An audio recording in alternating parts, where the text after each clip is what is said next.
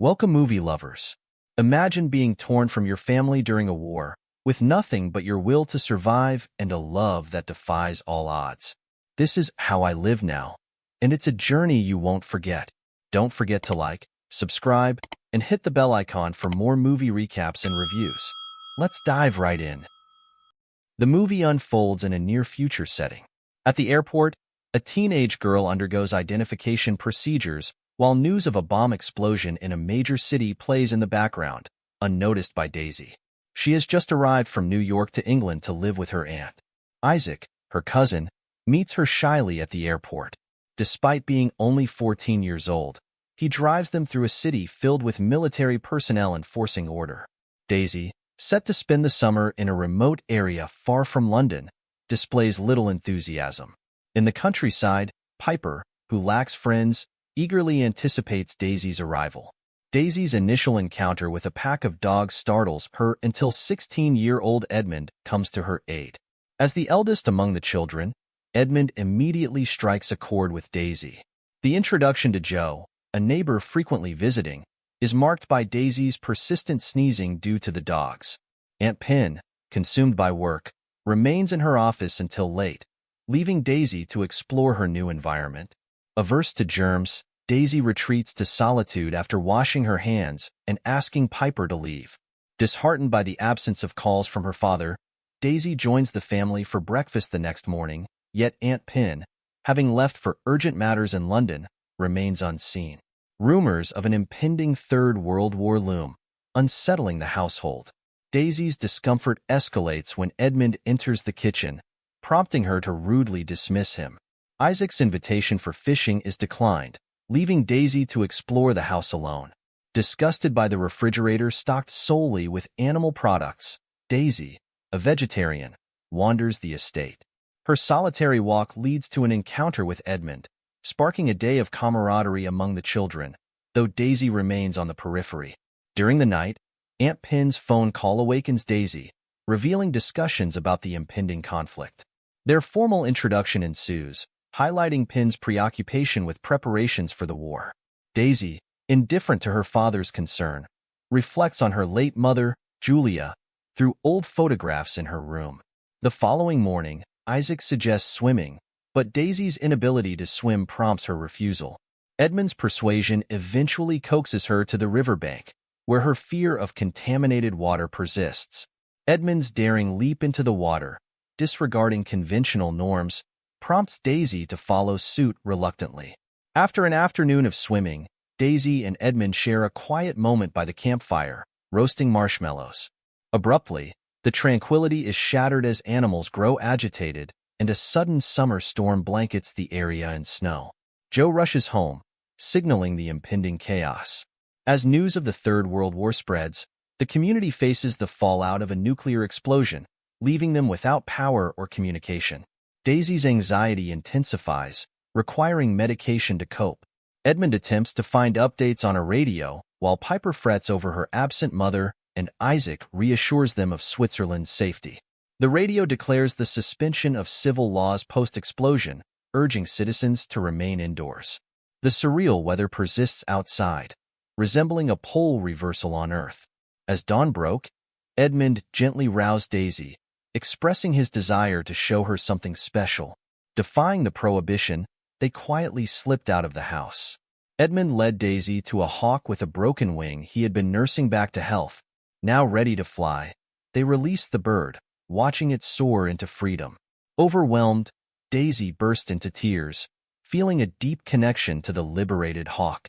She confessed that she often felt responsible for the misfortunes that surrounded her, a sentiment Edmund quickly dismissed, assuring her of his genuine delight in her arrival.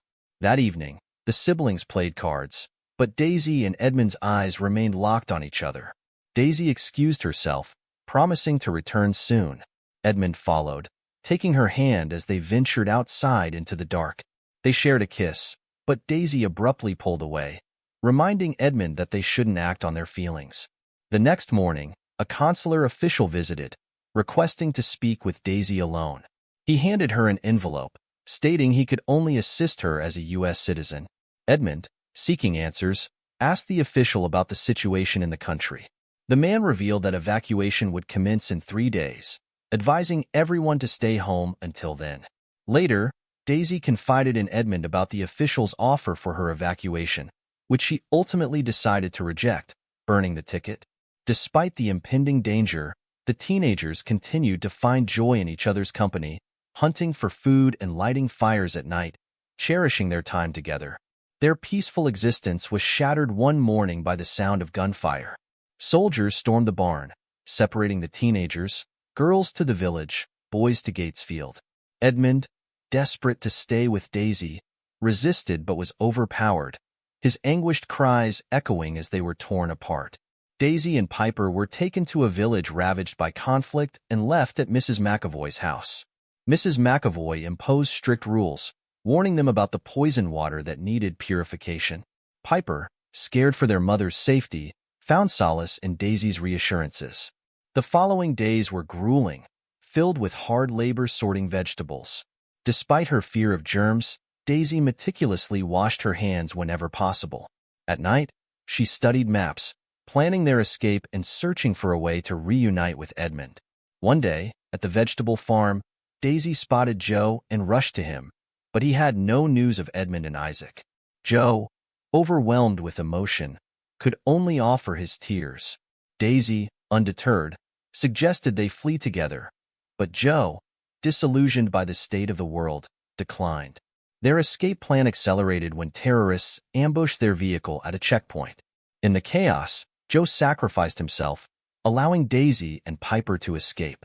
That night, Daisy and Piper fled the house, determined to find their brothers. Exhausted and terrified, they pressed on through bombings and the dark forest. Daisy's stern encouragement kept Piper moving, despite her constant fatigue. When Piper nearly drank from an untested water source, Daisy's intervention prevented disaster. Their journey led them to Gatesfield, now an abandoned camp.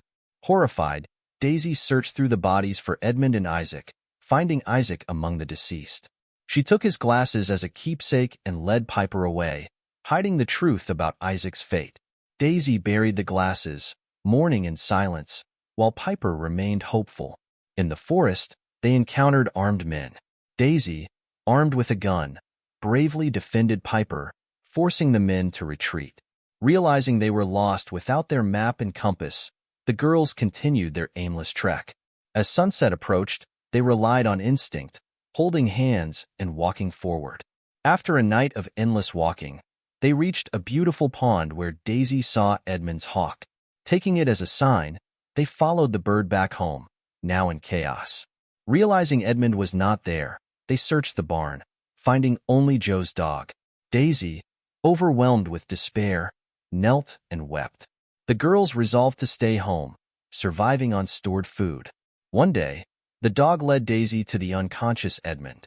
Desperately, she confessed her love, and he eventually awoke. Though deeply scarred by the war, Edmund's wounds began to heal. He remained silent, but Daisy cherished his presence. As the war ended, they worked together to rebuild their lives, tending a vegetable garden. Piper, coming to terms with Isaac's death, found strength in their unity. For Daisy, the most important thing was that Edmund was alive, giving her hope for the future amidst the ruins of their world. How I Live Now is both powerful and engaging, skillfully balancing elements of romance, suspense, and the emotional toll of war. The storyline is gripping and thought-provoking, drawing viewers into the characters' struggles and triumphs.